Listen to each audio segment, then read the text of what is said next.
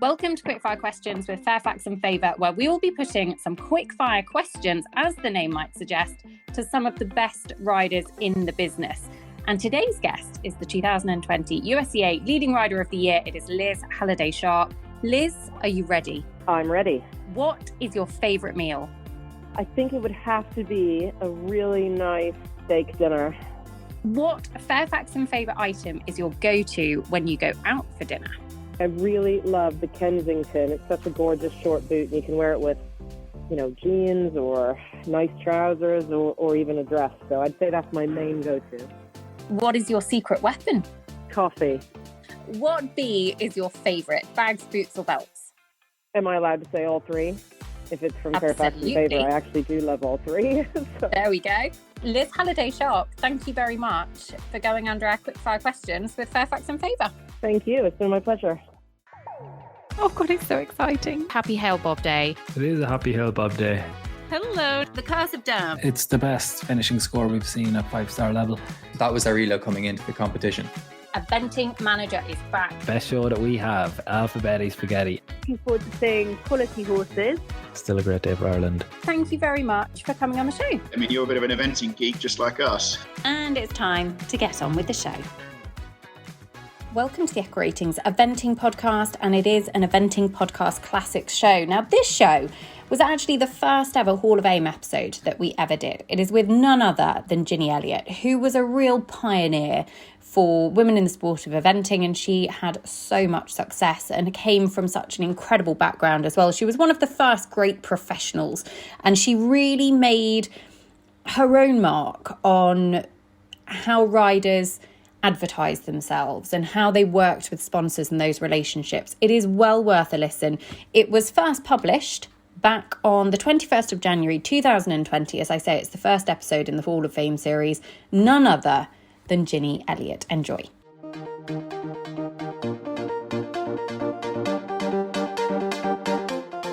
Welcome to the EquiRatings Eventing Podcast and a brand new series. Listeners, we have got for you a Hall of Fame series coming your way, where we will be looking back at some of the greatest eventers of the last few decades. And we have started today with an absolute corker. I cannot wait to talk to this lady because she is a complete legend of the sport and she was at the top of her game for many, many years. Before we do, I'm delighted to say Catherine Austin is with me. Hello. This is going to be a really interesting one, but I think it's important. We talk a lot, particularly EquiRatings has been going relatively recently, 2010, sort of the official data started.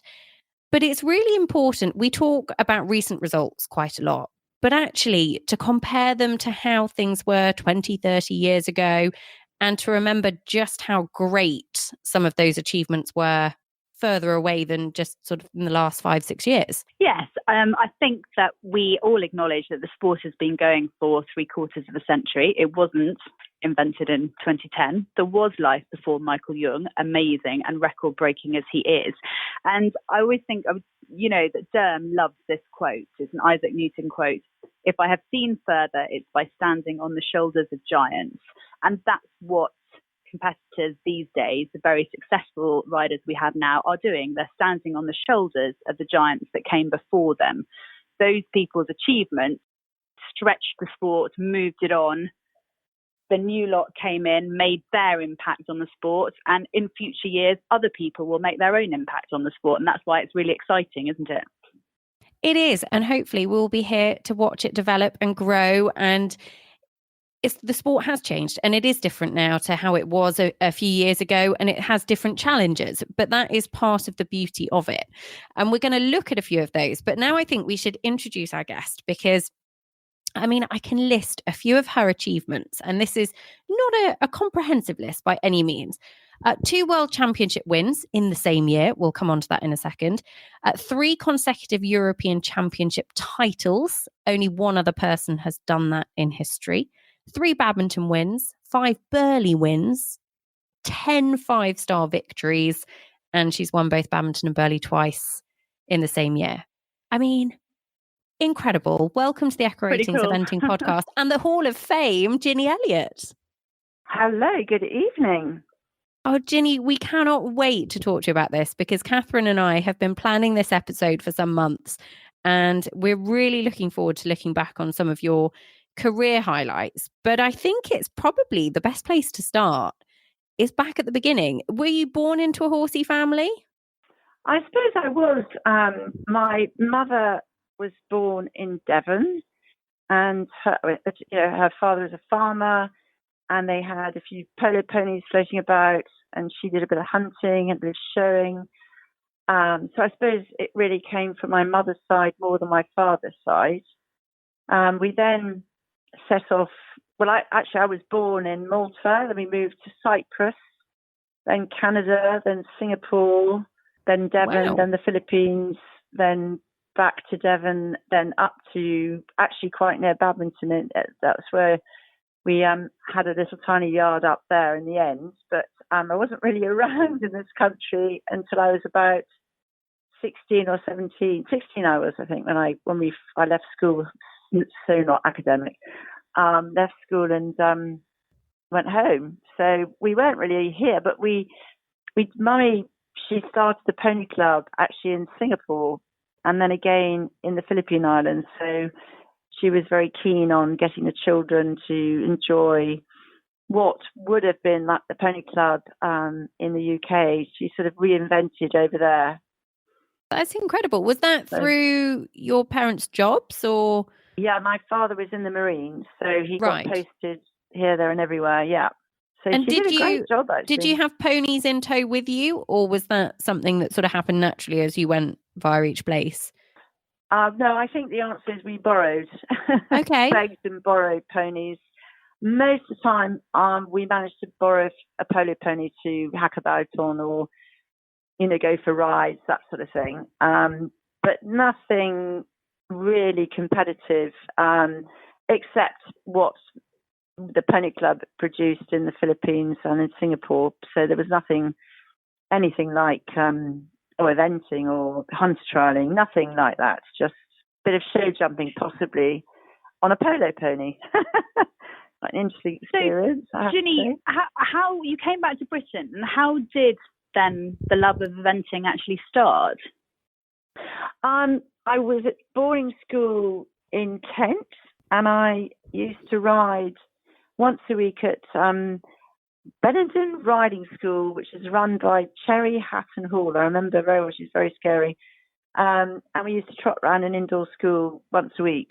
We didn't really jump anything. And then because my parents were abroad, I only went to see them twice a year, summer and Christmas holidays. And so we just rode the polo ponies and had a good time. And then I left school at 16 and had a year at home in Devon before I had to go and do something like a secretarial course to earn a living.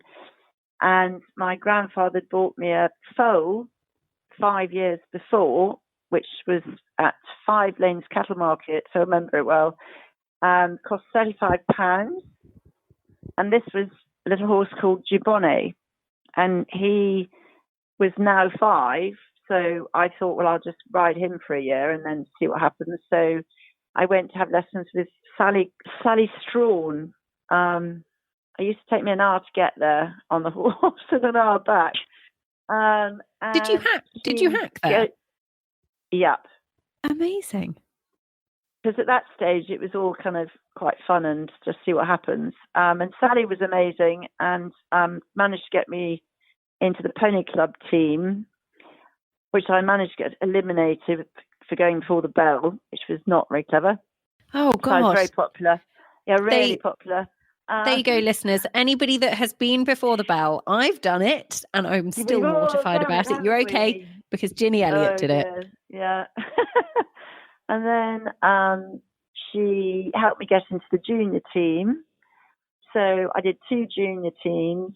And then amazingly, this little horse, he was only 15.2 and quite slightly common in terms of his breeding.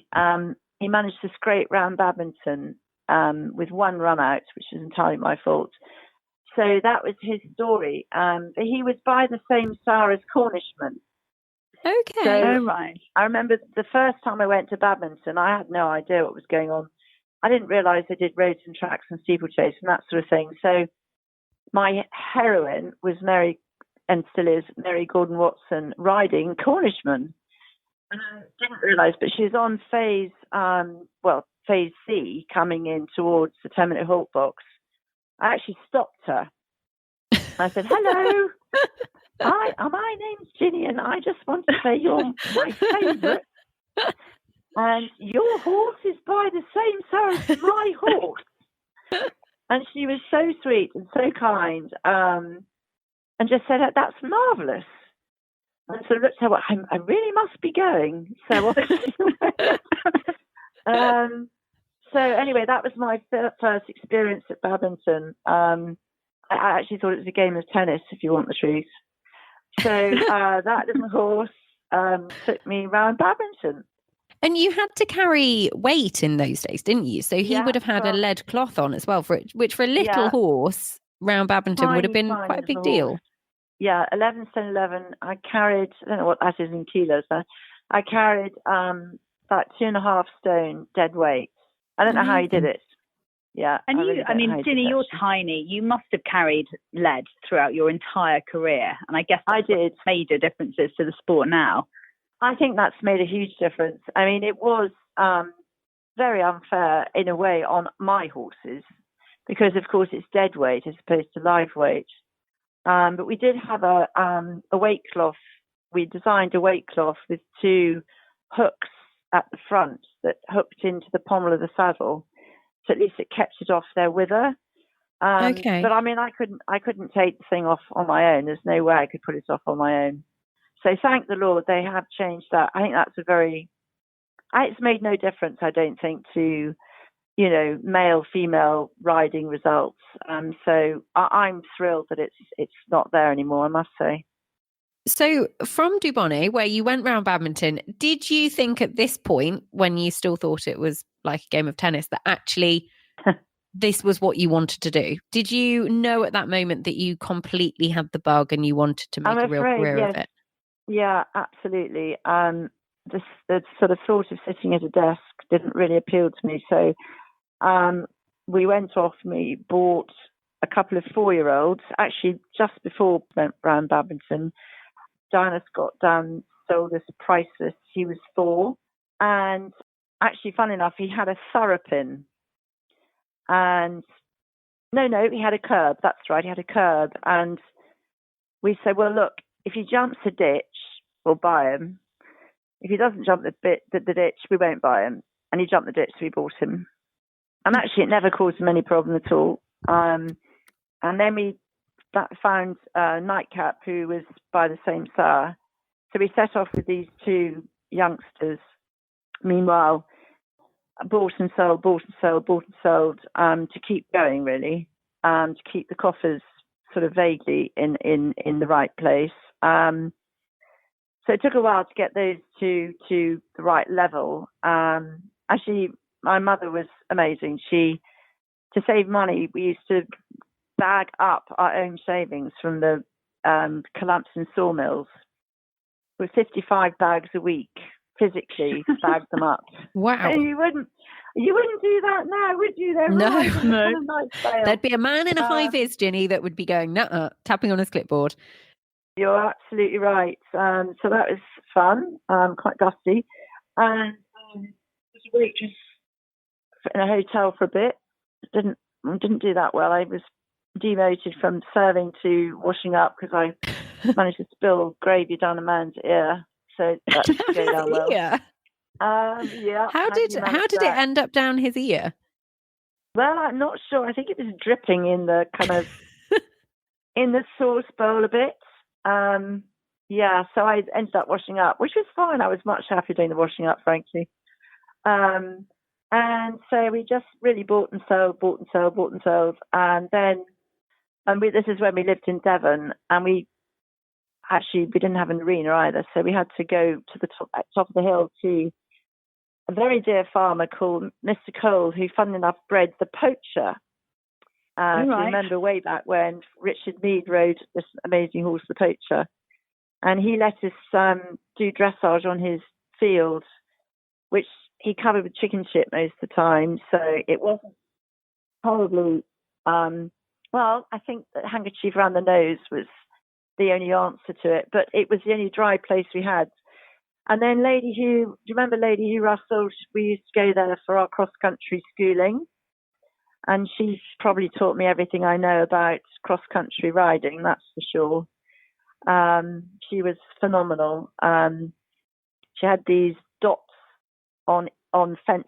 If you're doing angles, she painted dots on the actual place where you had to jump them. And if you didn't jump on the dot, you might as well gallop back to Bath, because she was so terrifying. But she taught me everything that I ever knew about cross-country riding. And throughout my career, she would take her mini-moke and drive me around the course and advise me on what she knew my horses so well, which would suit them better. So I was very reliant on her, actually. Well, the other person, two people actually, Pat Manning for dressage. The first time I went there, I was in a caravan, living in a caravan for a few months, and was mucking out, I think it was 22 boxes for 1 hour's lesson. So you didn't forget a word she said, I can tell you that. And it did me a lot of good because, yeah, as my mother said, if you want to do it, we haven't got the funds in order to actually have the training. So you've got to work for the training. And it did me a lot of good. First of all, it made me decide whether I wanted to do it or not. And secondly, I didn't forget anything she told me, as you can imagine. And with the show jumping, she was amazing, Pat Burgess. So they were the 3 key people in my life, I think, that really did change how I rode and how I thought, and who I admired and respected. And Ginny, life wasn't particularly easy, was it? I mean, you didn't have a lot of money. You had to, on not very much money, fund an eventing career and get it going. How did you make it work financially? Well, my poor dad, he sadly died when he was quite young, he was about 54. So Mum and I then moved up to quite near Badminton, funnily enough. We bought a tiny house and a small yard there. And it was buying and selling horses that I would bring them on to about intermediate level and then sell them. And that kept 4 horses going, the ones that we wanted to keep particularly. Then I managed to get some pretty, better, that's not a word, better results. And got into the British team. And then I started off going to London once a week with a portfolio and literally knocked on doors asking for sponsorship. And very fortunately, a friend gave me a sort of invitation, if you like, to meet up with a chap called Mr. Miller, who was the managing director of British National Insurance. So I met him in London. He said, "How will I recognise you?" I said, "I'll be wearing a Mac." Well, I mean, I've obviously watched too many spy stories, and it was the hottest show in London that had been on record. So I walked in with my Mac, and I said, "How will I recognise you?" And he said, "Bald." Well, there are quite a few bald businessmen, with respect. Anyway, the Mac was clearly quite visible, so we sat down and chatted, and his wife was very keen on eventing, and lucky me, he took on looking after the running costs of 4 horses. And we had a very, we started off with a Land Rover trailer. We then got an old wooden truck with a caravan on the back. And then I thought, golly, maybe I could be really greedy and ask them if we could have a lorry. And we did eventually. They kindly did a hire situation of a horse box. And we, put their name on the side of the horse box and promoted the company as much as we could, who were then bought out by British National Assurance and finally Citibank. And particularly with Citibank, I did, I think it was 22 corporate days a year for them, which was, kind of speeches in front of, or presentations, I should say, in front of salespeople, going to, I don't know, Henley, Ascot, obviously Badminton, and doing presentations of, teamwork and that side of things, which I think they felt was very useful. Well, I hope they did. And then I suggested they produced postcards with the horses on the front. So if anybody kind of wrote asking for an autograph, I would write back from the horses, and they had their details on the back of the postcard. And amazingly, they got a lot of business from that. That's really interesting. Now you just tag someone in a social media post, don't you? Yeah, but so much easier. Yeah, in a way, it's a bit sad because handwritten stuff from them, particularly, then in reply, you'd like to think they would have kept it because it was handwritten with a stamp, and actually it was rather nice. A lot of the parents joined Citibank because of it. So I think it was, I think it was worthwhile. In those days, are we looking sort of late 70s throughout the 80s here? So no, this is very much 80s, sort of beginning of 80s onwards. Yeah. Sponsorship in those days would have been a fairly new endeavour, would you say? Like, it wouldn't be today where everybody has a sponsor. No, and Mark Phillips had obviously got his sponsorship. Lucinda had a sponsorship. Toddy, to a certain degree, had sponsorship. And I suppose I was one of the lucky ones that managed to get sponsorship. But I think it was very much, I think it's very important to work very hard on the company's behalf, and it did work because I think you worked hard for the company. I would go and chat to them, let's say at Badminton, all their guests before I rode the first horse, go back between horses, ride the second horse, then go back after the second horse. Very often went out for a dinner with them, went back to check the horses again. And my team behind me, I was obviously very reliant on them checking the horses were okay, Dot, Willis, Mummy, the lovely girls that work for us. So it was very much a teamwork thing, because if I couldn't rely on them, there's no way I could have time to go and talk to the sponsors and make them happy, and indeed their guests. And it obviously worked because it was a long and very fruitful relationship that you had with them. Yes, I was incredibly fortunate. I suppose I had a sponsorship lasting at least 10 to 12 years, which without them, I would have been doing my secretarial course, let's be honest. I'm probably very bad at it, so I can't spell. It was complete luck, and very fortuitous, and incredibly grateful to particularly my mother, who stood by me and was very supportive without being pushy. And I think that her support, she never, ever went to look at the scoreboard. She said, if you've done the best you can, that's all I want, or could ask for, actually. And she never walked a course with me cross country. She was just always behind me. And if I made a pig's ear of it, which I invariably did, then she was obviously upset and pretty pissed off, actually, frankly. I remember one year I'd got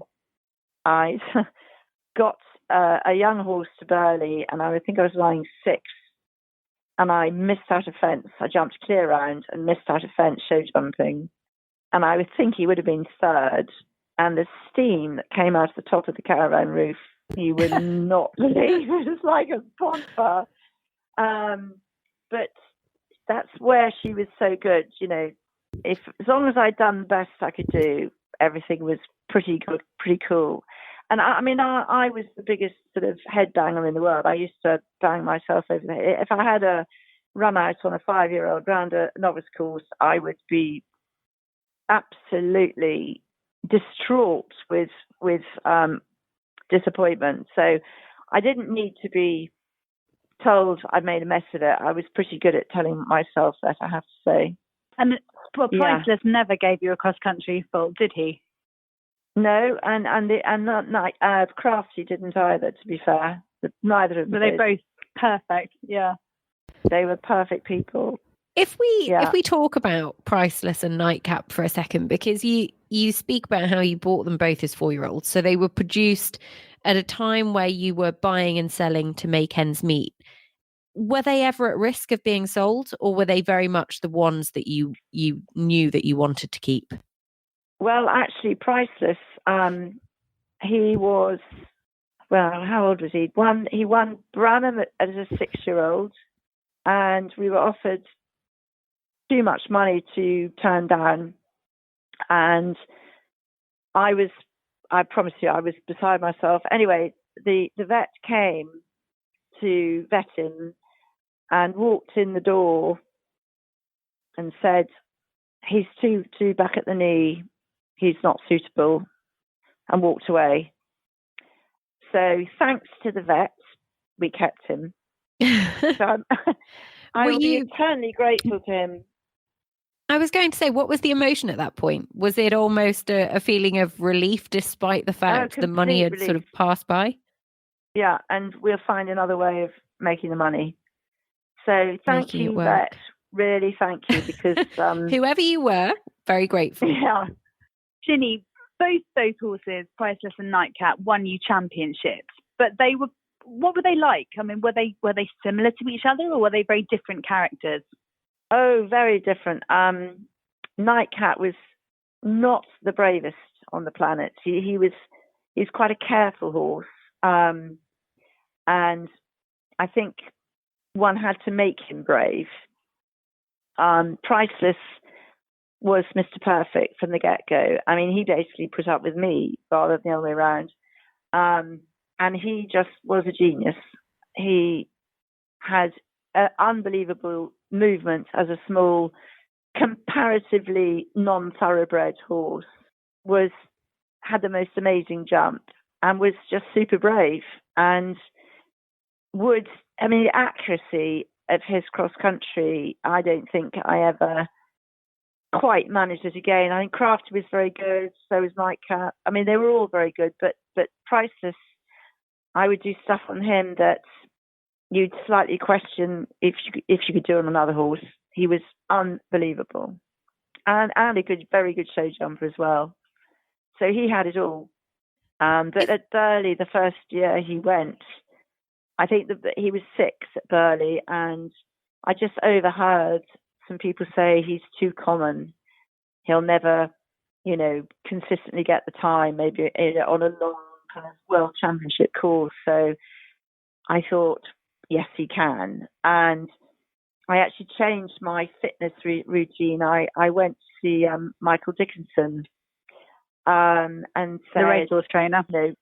Exactly. If you help me, can I help you? Perhaps with gymnastic work with your horses jumping. So I was begging, really. And he said, yeah, good. So I went up to Yorkshire, and he gave me his very secret fitness regime, and I gave him a not so secret way of helping his horses. And he completely changed my whole attitude to getting horses fit. And so I went well away from interval training to getting them fit like a racehorse. And every one of them from that day forward was super fit. And I'm proud to say not one horse broke down. If you were getting them fit like a racehorse, obviously don't give the secrets away. If you've kept them this long, then that's fair enough. But what sort of if you weren't doing the interval training, what sort of thing were you doing with them? They were going to the gallops every 4 days. Okay. And in between whiles, they were doing hill work one day, hour and a half hacking the next day, obviously incorporating flat and jumping within that regime. But they went to the gallops every 4 days, slightly monitoring when they ran as an event to when they galloped next, but that was the general theme of it. They worked, they did a lot of work, but they had to, because we did Rose and Saxon steeplechase in those days, and they carried lead. And you say they didn't break down, so it obviously worked for them. No, touch wood. Well, it's not touch wood anymore, but I mean, every one of them was fit. And he did get inside the time after that. I was going to say, did he obliterate those time penalties? He did. Good boy. Did the gymnastic jumping help the trainer as well? Just out of interest. Sorry? Did the gymnastic jumping help the trainer as well? I hope so. He sort of said it did, but let's pray it did. He very kindly asked me to come to Cheltenham when he had the first 6, wasn't it? Was it first 5 or first 5 in the Gold Cup? First 5. Yeah, oh, wow. I was standing there with him, and definitely helped. Extraordinary. Well, I hope it did a bit, but my God, he was a genius training them. So I'm sure mine was a very small part in a very big wheel. I was going to say, Ginny, do you think your attention to detail in making sure you refer to yourself as a headbanger, but that attention to detail actually set you apart in a time that the sport was becoming more professional? We've already spoken about sponsorship and how that was sort of being introduced, but that sort of dedication and leaving no stone unturned, so to speak, do you think that really made a difference and sort of set you apart? Well, I'd sort of like to think it had a pretty big part to play, because when then Dot Willis came to help us at home, her attention to detail was amazing. All those wonderful working pupils, because they were all working pupils, looked after by Dot mum. Mum, used to hack out with them. I was schooling them in the arena. We did a sort of rota system, so the working pupils knew about hill work, how to keep the horses round when they were going up the hills, fitness. So, Mum introduced through Mark Westaway, now haylage, because one of the horses had to be dust-free. So she said, well, what about silage? And Mark Westaway and Mum had a conversation, and he said, well, maybe we'll just dry it halfway through. So that's where we fed all the horses dust-free environment, now called haylage. Amazing. So I suppose, yeah. So, and the Wolf boots was another thing. We discussed Louise Wolf. We were in conversation about that, and, all sorts of things to try and make the horses more comfortable and able to do their job better. So I think we didn't really leave a stone unturned between us all. We tried to think things through without getting too unbelievably scientific, but we tried to do the best we could to make things better for the horses. That was always our main aim, was to make life better for the horses and easier. And Ginny, going back to Priceless a second, he won you your first Burghley, your first Badminton, and your first Europeans. Which of those? And bless him, he got 2 Olympic medals as well. Bless him. Yes, and I know we shouldn't forget that. In the wins, we shouldn't forget the other medals as well. But he, which of those kind of meant the most to you? Which of those wins on him was the most significant? Well, I suppose the first Burghley, because you've won in those days a 4-star competition, and if it all went, if you'll excuse the expression, tits up from that moment onwards, at least you've won one. Yeah. So I suppose that was the most extraordinary win and unbelievable win, because it was unbelievable. And so I think that has to stand out as the most memorable. But that only is by a skosh, because all the others with that one horse, he was just extraordinary. And did it before he was 13 years old, by the way. Yeah. He retired at the age of, I think I said 12. I think he was 12 or 13. So he was an exception, I think. And the thing that I'm totally fascinated by is the year 1986. I mean, yeah. I don't think anyone in the sport can have had really a year like that. Can you tell us more about 1986 and what happened that year? Well, it was kind of an odd one because, as you know, we had to go to Australia for the Worlds, and I now remember I did compete at badminton, but I can't remember who the hell I was on. I think it was I on Nightcap? Anyway, I was fourth, I think. I can't remember. And then shot off to Australia for weeks before Gawler happened. I think we were there for 6 weeks. And Price was nearly fell over at the first fence. Oh my God, that would have been embarrassing, wouldn't it? He bucked going down to the first fence because I tapped him with a stick, which is unacceptable behaviour on my part, as he never ever could put up with a stick being anywhere near him. So that was nearly a very embarrassing moment. Anyway, he amazingly he won that, and then we came back and went to the other World Championships in Poland, where Nightcap managed to win, thanks to all the people at home who kept everything running. Without them, it would have been a disaster. So they deserve that probably more than I do. And then we sort of managed to squeak a Burley, I think, didn't we? And won Burley as well. Yeah. That year, so the World Championships were meant to be held in Gawler in Australia, but am I right in saying that a few of the teams couldn't travel? Obviously, quarantine was fairly strict. Yeah. And in terms of travel out to Australia, how did they get there? Was it by boat? Well, everyone flew that could fly. And those that couldn't fly went to Białystok, Poland. Okay, yeah. So then the second World Championship, so to speak, went to Poland. Drove. No, we drove. Yeah, we drove. So how far after Gawler were they? Were they fairly close together, or? They were pretty close together. I'm gonna say, stupid, I haven't got the date written down. I'm gonna say probably 6 weeks or a month, something like that. And so they drove, and we knew that it was pretty basic. So we took a lot of tin cans of food with us, but then discovered that all the local people had given up their holiday home for the competitors to stay in what was a holiday home.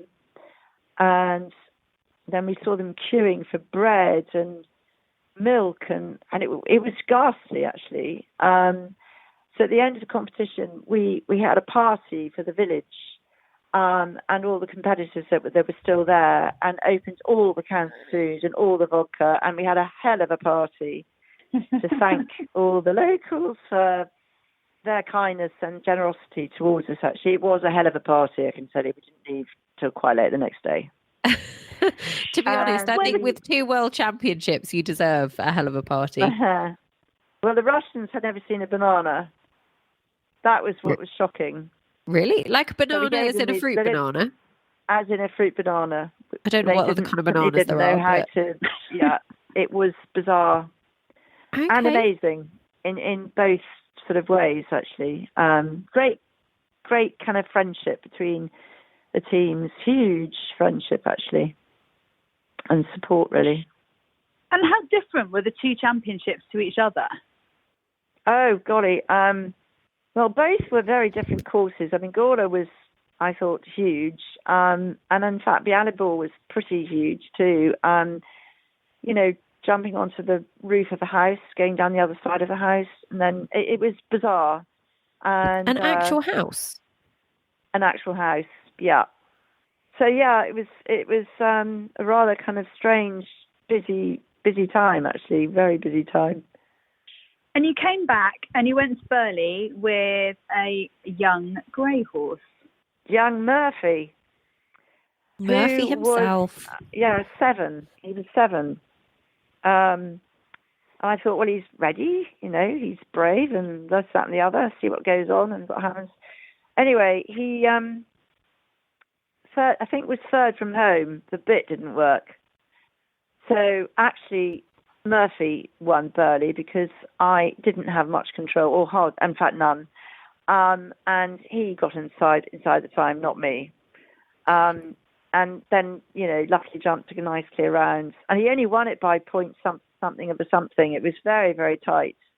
But it was very unexpected, I have to say, with a young horse like that, very unexpected.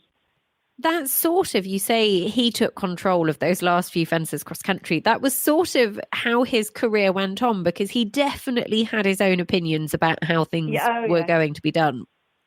Well, I bought him when he was 4, sort of backed, and he was a monster. I mean, he would plant and not move an inch, or rear and not move an inch. And he was another one you couldn't carry a stick on. My stick was actually was 8 inches long, and the only thing he would put out with it was a small tap on the shoulder. That was all.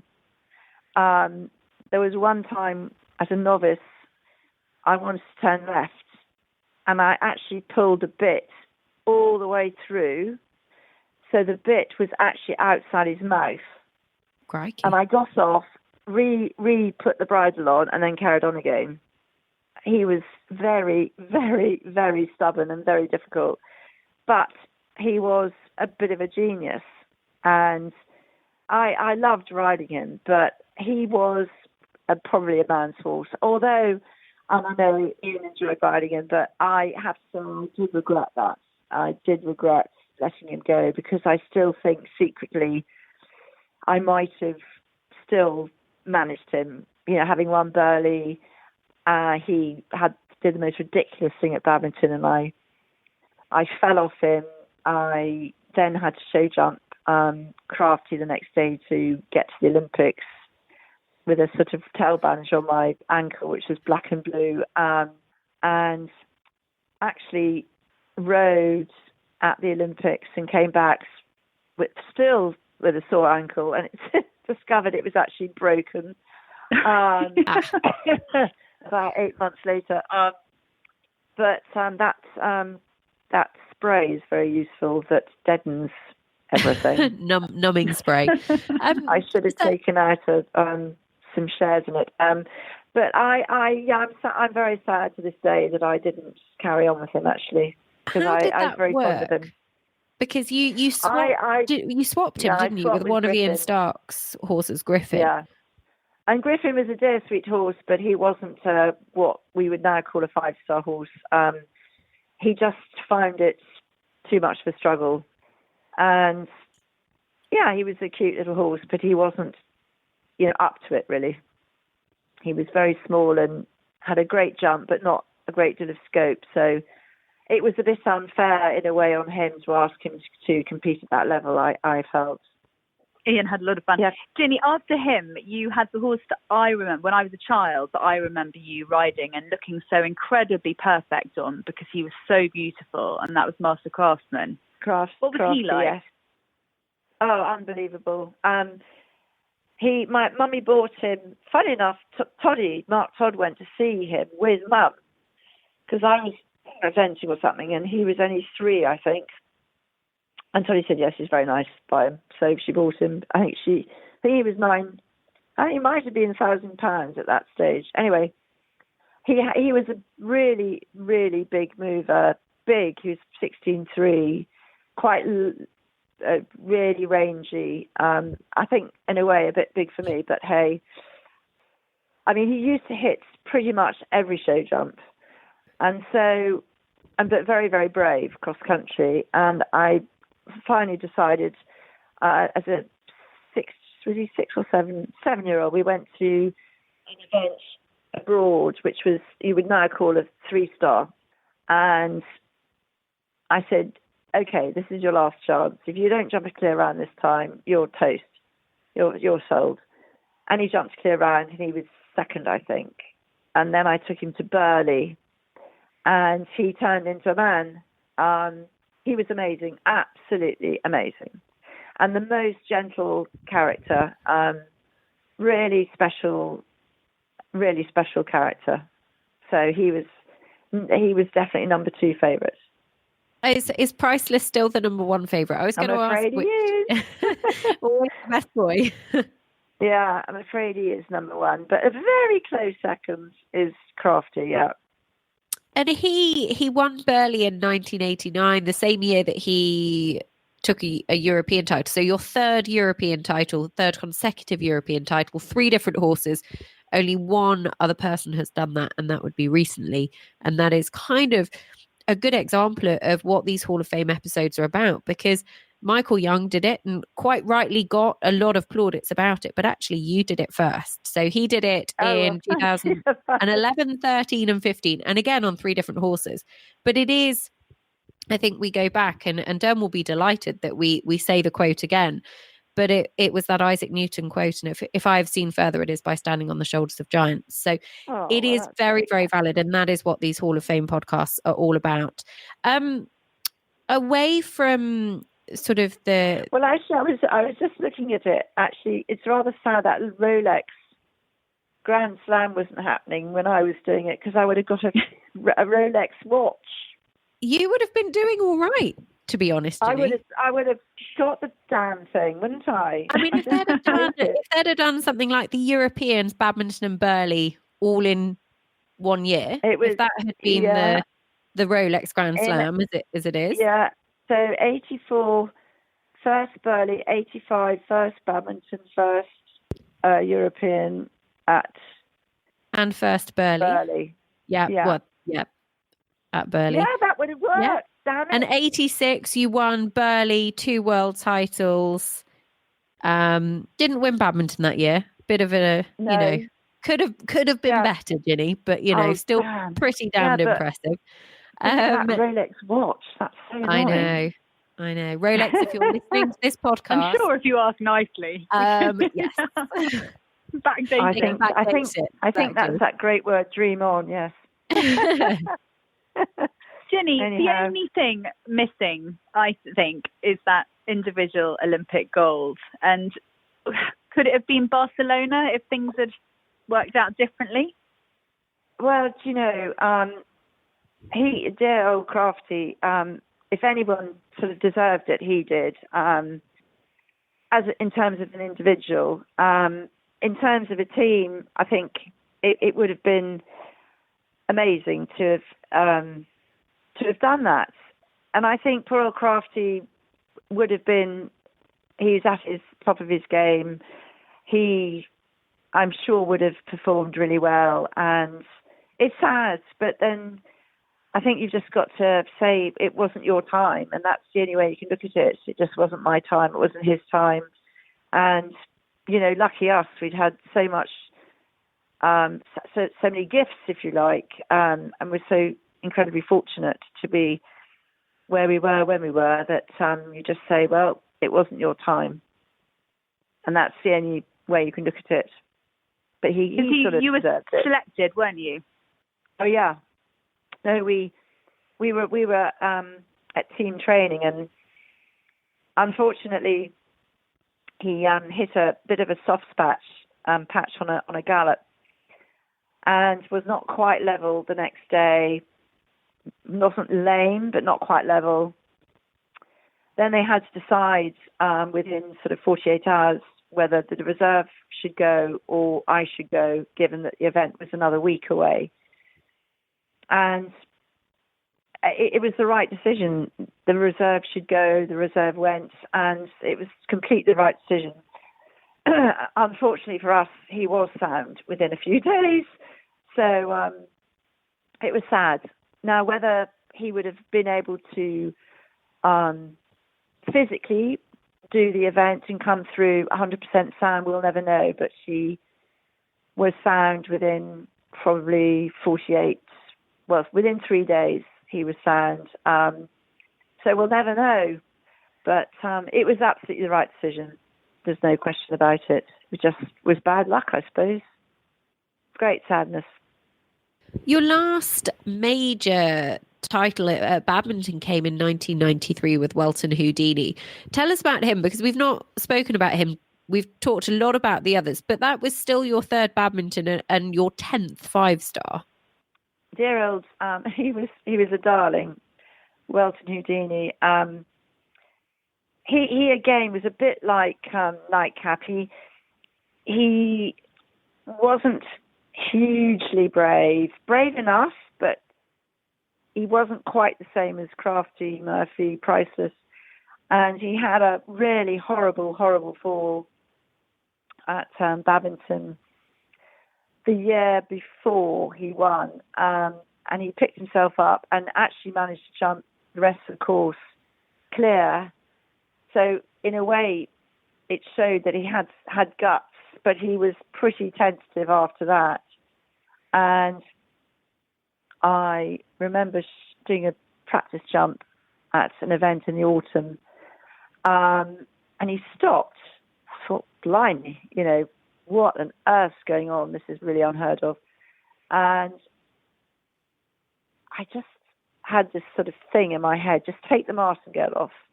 So I took the martingale off because he used to carry his head very high.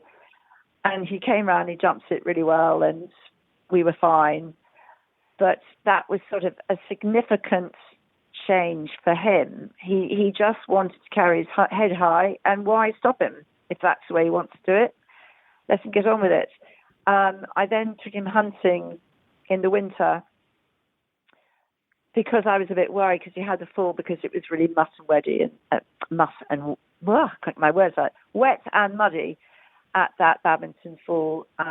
Took him hunting and then thought, right, we'll go to Babington now without the martingale, with his head in the air and see what happens. And I had a bet with Hugh Thomas, actually. He said, oh, what are your chances? And I said, well, I'll buy a case of champagne if he wins anyway. Amazingly, he won, so I had to buy the case of champagne for Hugh. But he went absolutely brilliantly. He was absolutely fantastic. So I cannot possibly give him more kudos, credit for the way he performed that over those 3 days. He was absolutely amazing. He deserved to win. Ginny, you gave up competing in the mid-90s. Is there anything, what about the sport now? I mean, would you, if you had your time again, would you like to be a professional event rider now? And how do you think, if I'm being honest, how do you think you'd get on? Well, I have to say, I really loathe the roads and tracks and steeplechase, so I'd be hugely thrilled about that. No weights, that would, I quite like that thought too. I would love to have had the chance, actually. Will I been any good? Who knows? But I would love to have had the chance to have had a crack at it. Which of your horses from back then would you think would most suit it as to how eventing is now? Is it Mr. Perfect? Mr. Perfect, because he was so super accurate, and Crafty. I think those two would have been pretty hot, actually. I think they would have really enjoyed it. If you could have a horse that's competing now, who would you like to in your new career, Ginny, which we are relaunching, hypothetically, which horse would you like in your stable from the sport today? Well, unfortunately, he's now retired. Sam. I was okay. Yeah, because Sam and Priceless there were certain looks about them that were very similar, attitudes. I'd like to have ridden him for a bit, although Michael was absolutely on your so I get it, but he's one of my favourites. Yeah. And Ginny, what about people riding today? I mean, you said that you particularly admired Mary Gordon-Watson when you were young. Who do you admire now riding? Well, I think Mary and Lucinda and people like that, when, I was in awe and wanted to learn from them and that sort of thing. I think there's such a lot of talent out there, but Piggy, Pepper, William rode, I thought, just beautifully around Badminton this year, or last year, I should say. Absolute magic to watch. Smooth. I think to watch William this year at Badminton was how I would like to be described as a rider. He was just smooth. You didn't think he was going fast. He didn't alter a horse's balance. He just was Mr. Perfect, I have to say. And Piggy and Pippa, I mean, look at Pippa winning Burghley. Unbelievable. I mean, there are so many people out there who I admire, and, Ross Cantor, all sorts of people out there who I admire and really enjoy watching. So there are too many to mention, really. And I think the sports, I think the sport's different. I think there's plenty of positives behind it. I think the owners enjoy it probably more. They see the horses run far more times than in the old days. I think my only sadness, I think, is that the European World and Olympics aren't 5-star level. I think that is a sadness, but I understand why. But it is a bit of a sadness that you don't win a major championship at the very top of the level of the sport. I think it's a sadness, but I understand why. So, that's where we are, and that's where we've got to. And it's still a great competition to watch, and it still has huge credit, but it is a bit of a sadness, I think. It is slightly different. Ginny, words of wisdom. Oh, la. You're asking what would you offer as advice to anybody starting out, to anybody trying to make a career, to anybody just at home with their horses that want to enjoy it at a grassroots level? I think there's a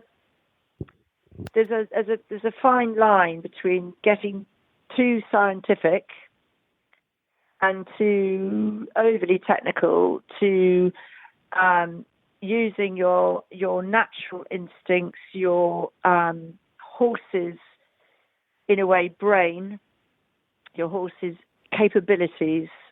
I think to judge what your horse's capabilities are realistically is a key to, in a way, success within any level of the sport. And I think I was fortunate enough to know when my horses could upgrade to a different level. I mean, you don't see a 7-year-old win Burghley now, but I felt that he was ready, and as it happens, he was ready. So I think you listen to your horse, you listen to who helps you, but I think it's very important to equally rely on your natural instincts and, in a way, what the horse is telling you. The other thing is, I think one has to always remember we are dealing with another being. It has its own mind, its own physique, and we're not dealing with a bicycle, a tennis racket, or a motor car. And I think it's really important to keep that really key. It's a wonderful relationship, combination of horse and rider and trust. And if you break the trust, it's quite a long time before you regain the trust, like a good friend. And I think we have to remember that we are dealing with another being,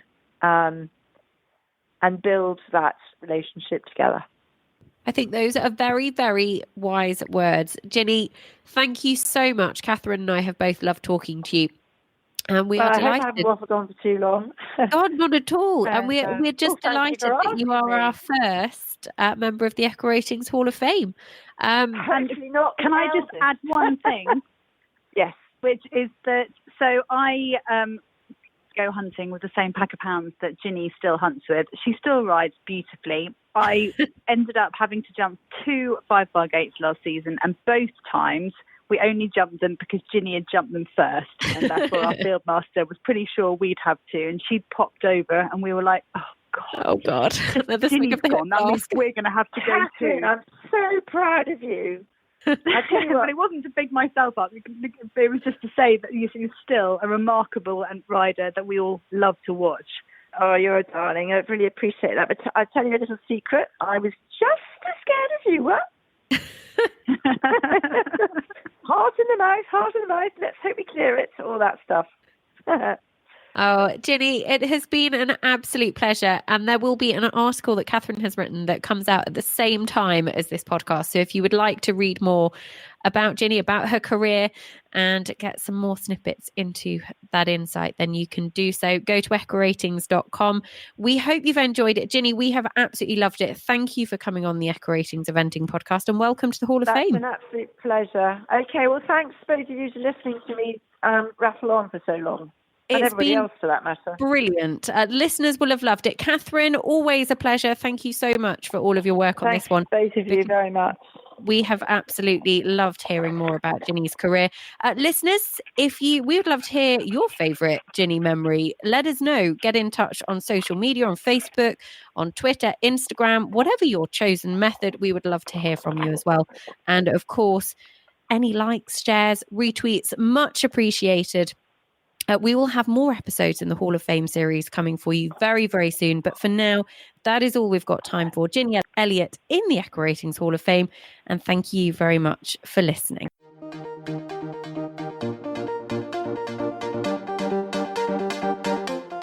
Thank you for listening to this episode of the Eventing Podcast Classics. Don't forget that the entire back catalogue of the show are available to go back and listen to for free on your chosen platform, or just go to EquiRatings.com/podcast and you can find the link to go and look back and peruse them at your leisure. There's over 500 previous podcasts, everything from interviews, event previews and reviews, you name it. It is all available for you to go back. So why not go and have a delve and see what you might listen to next. For now, though, that is all we've got time for. We'll be back very soon with more.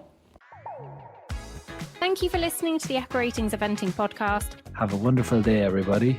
And I look forward to having you back with us soon. Don't forget to follow us on Facebook and Instagram for more. Listeners, we'll speak to you again soon.